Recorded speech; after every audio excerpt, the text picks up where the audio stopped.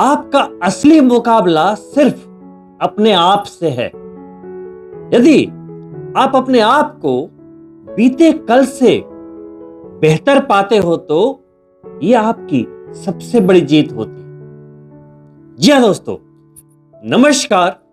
मैं डॉक्टर मुकेश एक बार फिर से आप सभी दर्शकों का हार्दिक अभिनंदन करता हूं आपके चैनल एस्ट्रो नक्षत्र 27 पर। और दोस्तों, आज मैं फिर से आपके सामने उपस्थित हुआ हूं कर्क राशि के जातकों के लिए अगस्त महीने का संपूर्ण मार्गदर्शन और भविष्य फल को लेकर। दोस्तों, अगस्त महीने की शुरुआत ही बुध आदित्य योग के साथ आपकी कर्क राशि से ही आपके प्रथम भाव से होगी। दोस्तों, धन भाव के स्वामी सूर्यदेव और विदेश भाव के स्वामी और तृतीयेश होते हुए बुध देव अभी आपकी जन्म चंद्रमा कर्क राशि पर ही गोचर कर रहे हैं। 17 अगस्त तक यह बुध आदित्य योग बना रहेगा, यानी कि अगस्त के पहले 17 दिन आप बहुत ही जबरदस्त शुभ ऊर्जा के साथ साथ चलेंगे। अभी बुध देव अस्त चल रहे हैं, 9 अगस्त को उदित होंगे। जब भी कोई ग्रह अस्त होता है तो उसकी जो बेसिक क्वालिटीज होती हैं वो थोड़ी कम हो जाती हैं। बुध देव यानी कि मरकरी जो हमें बौद्धिक तीक्ष्णता देते हैं, एकाग्रता देते हैं, वाक शक्ति देते हैं, बिजनेस और फाइनेंस के कारक ग्रह हैं, वो जब अस्त रहेंगे तो थोड़ी बहुत चीजें आपको कॉम्प्रोमाइज करनी पड़ेंगी। लेकिन साथ में वो वक्री भी हैं, तो वक्री ग्रह की चेष्टा बल में वृद्धि रहती है तो बात न्यूट्रल पोजीशन पे आ जाती है। तो पहले 8 से 9 दिन अस्त रहेंगे, 9 अगस्त को उदित हो जाएंगे और 11 अगस्त को डायरेक्ट मोशन में चले आएंगे। पहले वक्री चल रहे थे, अब सीधी चाल चलने लगेंगे, जिसके कारण बचे हुए दिनों में बुध आदित्य योग की क्षमता कई गुना बढ़ जाएगी। आपको बुधदेव और ग्रहों के राजा सूर्यदेव का आशीर्वाद एक साथ मिल रहा है तो आप एक अच्छे स्वास्थ्य के साथ अगस्त के महीने में आगे की ओर बढ़ेंगे। अच्छी बौद्धिक तीक्ष्णता और कंसंट्रेशन के साथ अपने कार्य क्षेत्र में अचीवमेंट्स प्राप्त करेंगे, बिजनेस में अच्छा परफॉर्म करेंगे, यानी कि हर तरह से लाभ ही लाभ की प्राप्ति होगी। दोस्तों, साथ ही धन भाव के स्वामी अभी कर्क राशि में गोचर कर रहे हैं। आपकी राशि है कर्क यानी 4 के बाद क्या नंबर आता है? नंबर 5 सिंह राशि यानी सूर्यदेव अभी आपके जन्म चंद्रमा पर हैं। तो धनेश कर्क राशि में जन्म चंद्रमा पर बैठे हैं, आर्थिक भाव के स्वामी हैं, लिक्विडिटी के स्वामी हैं, तो पैसे में कमी नहीं आने देंगे, लिक्विडिटी बनी रहेगी। खर्चे पर नियंत्रण आप लगा सकते हैं। वाणी आपकी काफी प्रखर रहेगी, काफी आत्मविश्वास के साथ बात करेंगे, चीजों को काफी कॉन्फिडेंस के साथ हैंडल करेंगे, जिसके कारण आप सफलताओं को प्राप्त करेंगे। दोस्तों, वही कर्क राशि में योग कारक ग्रह कहा जाने वाला मंगल जो आपके करियर का स्वामी है और पंचमेश भी है, अभी अभी केतु के अशुभ प्रभाव से मुक्त हुआ है और आपके तीसरे भाव में गोचर कर रहा है। करियर का स्वामी तीसरे भाव में, पंचमेश तीसरे भाव में। इसका मतलब क्या हुआ? तीसरा भाव आपके पराक्रम का होता है, डिसीजन लेने की क्षमता, कैपेसिटी का होता है।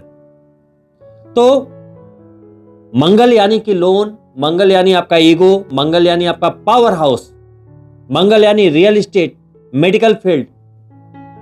तो मंगल की ये स्थिति आपके लिए काफी अच्छी बन गई।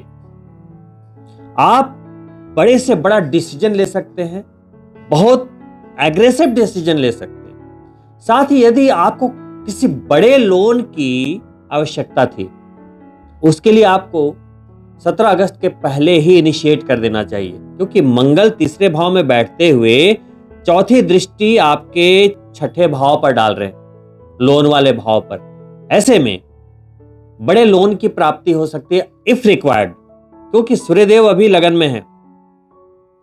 फिर वो धन के भाव में 17 अगस्त के बाद चले जाएंगे। साथ ही रियल एस्टेट के मामले, प्रॉपर्टी के मामले काफी आसानी से आप सुलझा लेंगे। और बीते समय से कुछ प्रॉपर्टी के मामले, कंस्ट्रक्शन के मामले, रियल एस्टेट के मामलों में कुछ भी उतार चढ़ाव की स्थितियां बनी थी। कुछ प्रॉपर्टी सेल नहीं हो रही थी, आप परचेज नहीं कर पा रहे थे, विवादित मामले कहीं उलझे पड़े थे। इन सबके लिए मंगल देव का गोचर तीसरे भाव में आपको काफी सपोर्ट देता हुआ अगस्त के दूसरे गोचर के रूप में 17 अगस्त तक सूर्यदेव पहले तो प्रथम भाव में रहेंगे कर्क राशि में, फिर वहां से निकल के 17 अगस्त को सिंह राशि में जाएंगे, अपनी राशि में, स्व राशि में, धन के भाव में। धनेश बैठ जाएंगे धन के भाव में। यूं तो अपनी राशि में, अपने घर में हर ग्रह अच्छा ही परिणाम देते हैं, लेकिन इस बार मामला थोड़ा अलग है। केतु पहले से वहां है। अब जब वहां सूर्यदेव जाएंगे तो एक ग्रहण दोष का निर्माण होगा। केतु के साथ जब सूर्यदेव रहेंगे तो कहीं ना कहीं वो पीड़ित होंगे। कुंडली में जब ऐसी स्थितियां बनती है तो उसे ग्रहण दोष बोलते हैं, पितृदोष बोलते हैं। ऐसे में ये जो दोष होता है ना, बनते काम कभी कभी बिगाड़ देता है। अब क्या है, ये धन के भाव में है, तो गोचर में जब धन के भाव में है, मान लो आपकी कुंडली में ग्रहण दोष इत्यादि नहीं है, पितृदोष नहीं है, तब तो कोई डरने की बात नहीं। अगर है तो आपको दोष उन्मूलन इत्यादि करना चाहिए, गायत्री मंत्र प्रारंभ कर देना चाहिए, सूर्य की पूजा उपासना करनी चाहिए। और सिर्फ यदि गोचर की बात है, मतलब आपकी कुंडली स्वस्थ है, कोई ग्रहण दोष नहीं, श्रापित दोष नहीं, पितृदोष नहीं, कोई दोष नहीं, तो सिर्फ आप गायत्री मंत्र का सहारा लें। लिक्विडिटी हाउस में है तो अचानक कुछ धन के खर्चे को बढ़ा सकते हैं या आपके धन का नुकसान करा सकते हैं। यहां पर थोड़ी सी सावधानी आपको रखनी है। इस दौरान आपको कुछ खर्चे आध्यात्मिक कार्यों पे करना चाहिए, ये एक रेमेडी का ही पार्ट हो जाएगा आपके लिए। अपनी वाणी पर विशेष नियंत्रण रखने की आवश्यकता रहेगी। एडमिनिस्ट्रेशन के साथ, यदि आप जॉब में हैं तो एडमिनिस्ट्रेशन के साथ बनाकर चलिए। 17 अगस्त से लेकर 1 महीने तक पिता के स्वास्थ्य का ध्यान रखिए। और सबसे इंपॉर्टेंट, अपनी वाणी का बहुत ही ज्यादा नियंत्रण आपके पास होना चाहिए। यदि कोई नुकसान संभावित है तो आपकी वाणी के द्वारा ही संभावित है। यदि आपकी जन्म पत्रिका में भी सूर्य केतु या सूर्य राहु का ग्रहण दोष है तो तत्काल उसकी शांति करा लेनी चाहिए, क्योंकि पितृ दोष और ग्रहण दोष एक ऐसा दोष है कि आपके पिता को तो कष्ट देता ही है, साथ में आपको आत्मिक कष्ट देता है। कुछ न कुछ ऐसी परेशानी दे देगा, वो दुनिया को नहीं दिखेगा, आप यहां से कहीं ना कहीं घुटते रहोगे। जैसे कोई संतान की प्राप्ति ना होने पर विलाप कर रहा है, दुनिया को कोई फर्क नहीं पड़ता, लेकिन आप एक ऐसे कष्ट से गुजर रहे हो जो आप किसी को बता भी नहीं सकते। वो पीड़ा सिर्फ आप महसूस कर सकते हो। वैसे ही किसी का प्यार खो गया, ब्रेकअप हो गया, किसी का डाइवोर्स हो गया, बच्चे जुदा हो गए, मतलब कुछ ऐसी पीड़ा लाइफ में आ जाती है जिसका दर्द बहुत ही तीखा होता है। तो ये हमारे कर्मों की वजह से, पूर्व कर्मों की वजह से, प्रारब्धवश हमारी कुंडली में ऐसे दोष आते हैं, क्योंकि कर्म तो भुगतना ही है। कर्म से कोई नहीं बच पाया। कभी कभी लोग बोलते हैं कि मेरे साथ ये हो गया, ये बाधा आ गई, ये लड़ाई हो गई, ये शत्रु हावी हो गया, ये कर्ज का भार बढ़ गया, ऐसे हो गया, वैसे हो गया। देखिए, हमारे जीवन में जो भी परेशानियां आती है ना, हमारे पूर्व समय में किए गए कर्मों की वजह से ही आती। हमारे कर्म ही हमारी सफलता में बाधक बनकर खड़े हो जाते हैं। हमारे कर्म ही हमें पीड़ा देते हैं। लोग सोचते हैं गंगा जी में नहा लो, सारे बुरे कर्म धुल जाएंगे। ये बहुत बड़ी गलतफहमी है। पाप सिर्फ तभी धुल सकते हैं जब आप नियत को ट्रांसफॉर्म करते हो। भीष्म पितामह जो स्वयं गंगा पुत्र थे, उन्हें भी बानों की सैया पे सोना पड़ा। भगवान राम हो या कृष्ण या रावण हो या कोई और, कोई भी अपने कर्मों से बच नहीं पाया, फल भुगतना पड़ेगा। जिस तरह से एक बछड़ा हजारों के झुंड में अपनी मां को ढूंढ लेता है, वैसे ही कर्म हमारा पीछा करते करते आज नहीं तो कल हमें वो भुगतने पे मजबूर करते हैं। तो जब भी कोई कष्ट आ रहा हो, जब भी कोई मुश्किल आ रही हो, भगवान के चरणों में अपने आप को समर्पित करें और अपना भोग मानकर धीरे धीरे उसको काटते रहें। अभी आपके सप्तमेश बिजनेस वाले भाव के स्वामी और अष्टमेश शनिदेव आपके नवम भाव में गोचर कर रहे हैं, वहां वक्री हुए हैं। तीसरी दृष्टि आपके आय के भाव पर भी है। 138 दिन वक्री रहेंगे। 13 जुलाई को हुए हैं, 28 नवंबर तक रहेंगे। शनिदेव का वक्री होना यानी उनके चेष्टा बल में बढ़ोतरी का होना। इसमें दो बातें आएंगी। जिनकी कुंडली में शनिदेव शुभ होंगे उन्हें शुभ फल की प्राप्ति होगी क्योंकि उनके बल की वृद्धि हो गई।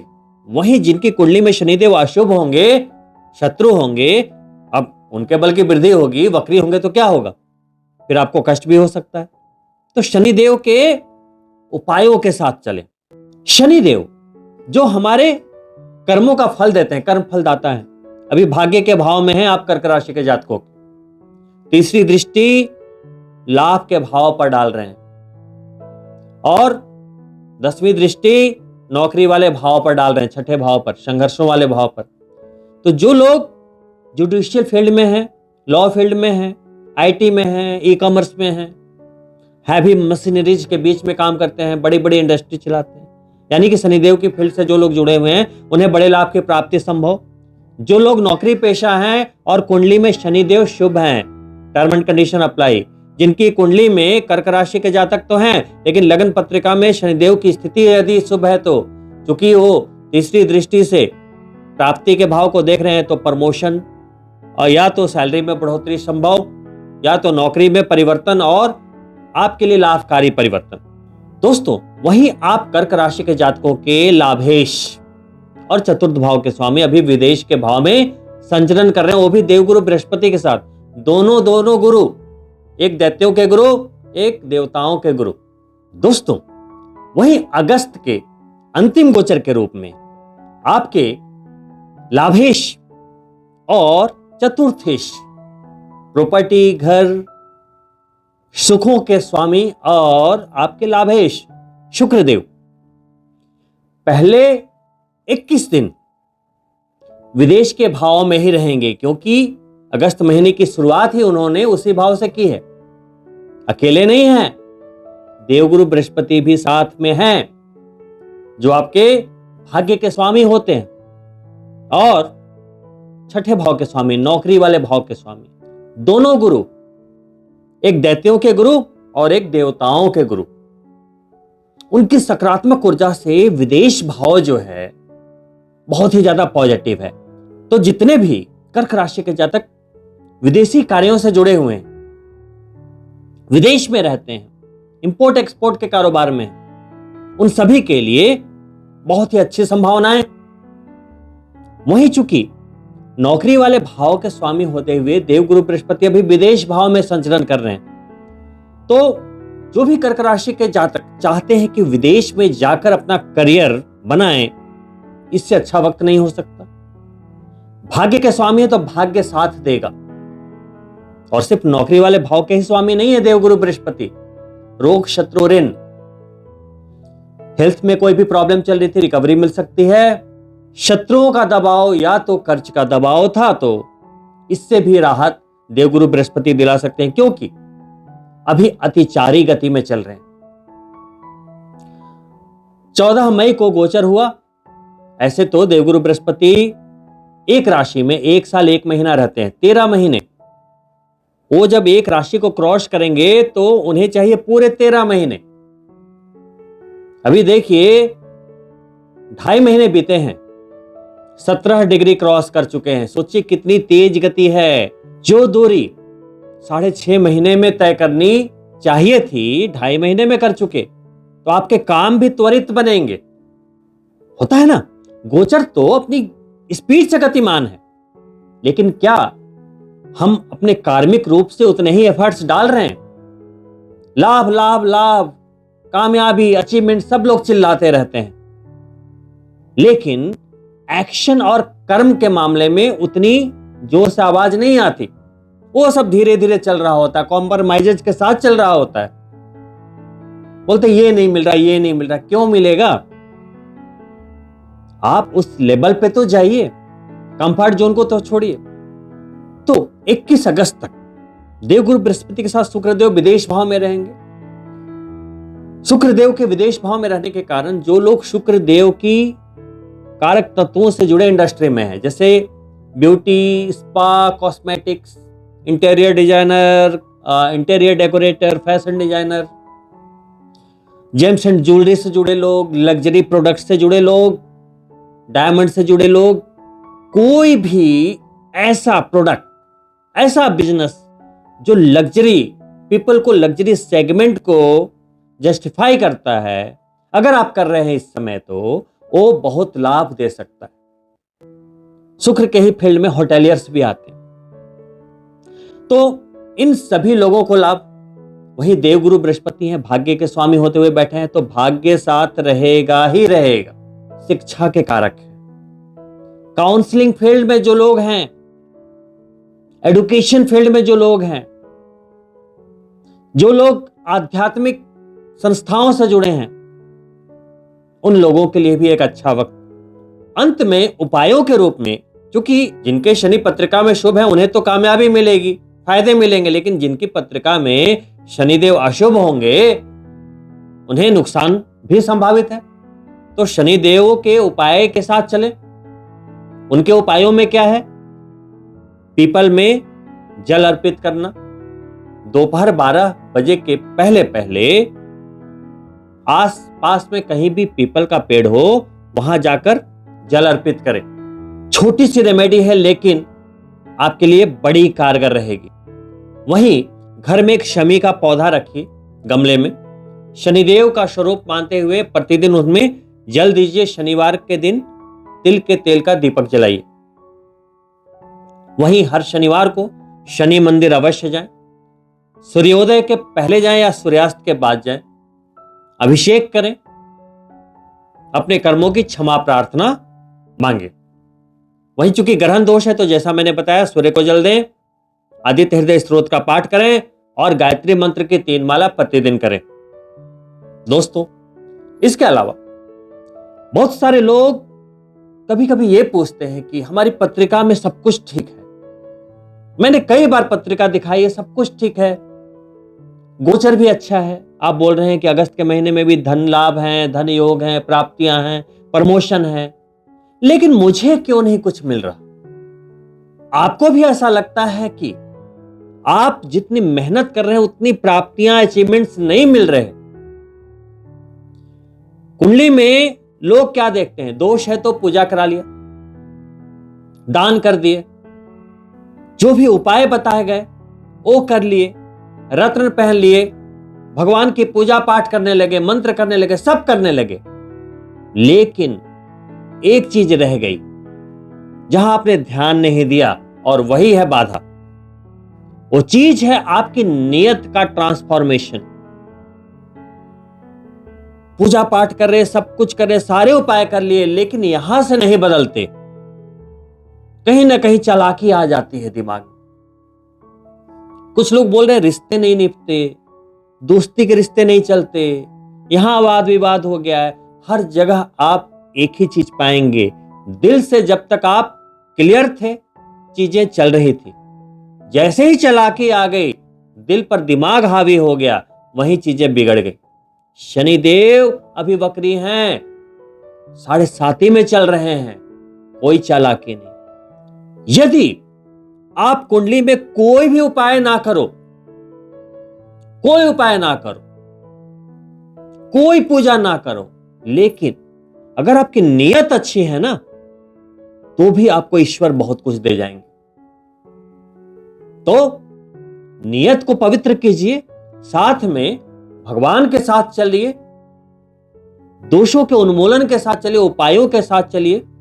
हमारे ऋषि मुनियों ने इतनी मेहनत के बाद इतनी रेमेडीज को आपके लिए लिख कर दिया है।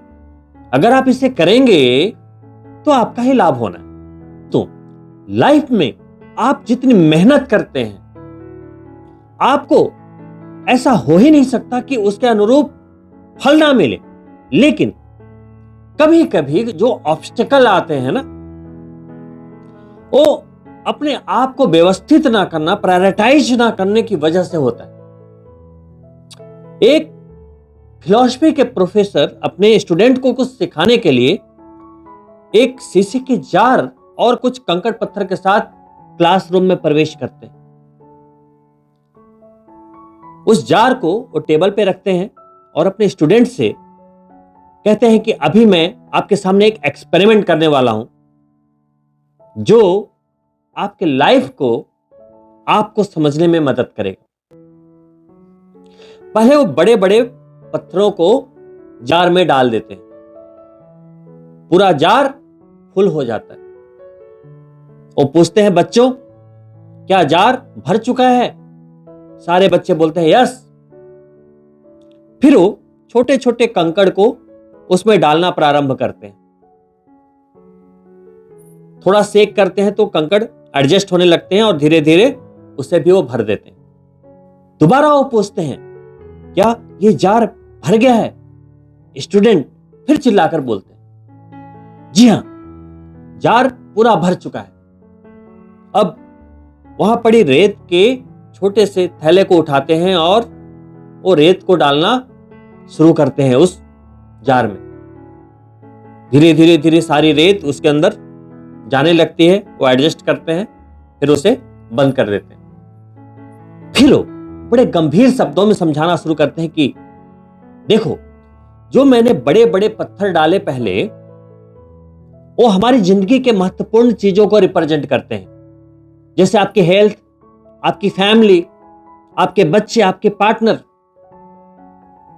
उसके बाद जो मैंने छोटे छोटे पत्थर डाले, कंकड़ डाले, वो जैसे आपकी जिंदगी में होते हैं ना, घर, गाड़ी, बंगला, नौकरी, उन्हें रिप्रेजेंट करते हैं। और जो मैंने रेत डाली, वो प्रतिदिन के कुछ छोटे छोटे कार्य हैं, जैसे पार्टी करना, मौज मस्ती करना, साफ सफाई करना, घूमने जाना, इधर उधर की सारी चीजें।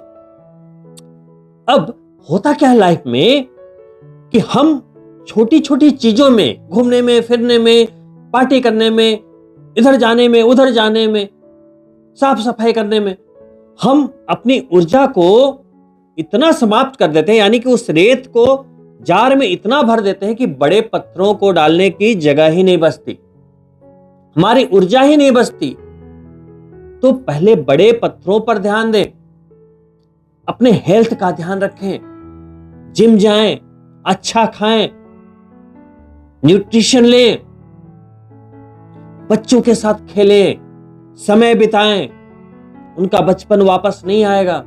अच्छी पेरेंटिंग दें, अपने पार्टनर को घुमाने ले जाएं, प्यार करें, केयर करें, उनके साथ डांस करें। समय दोबारा लौट कर नहीं आएगा।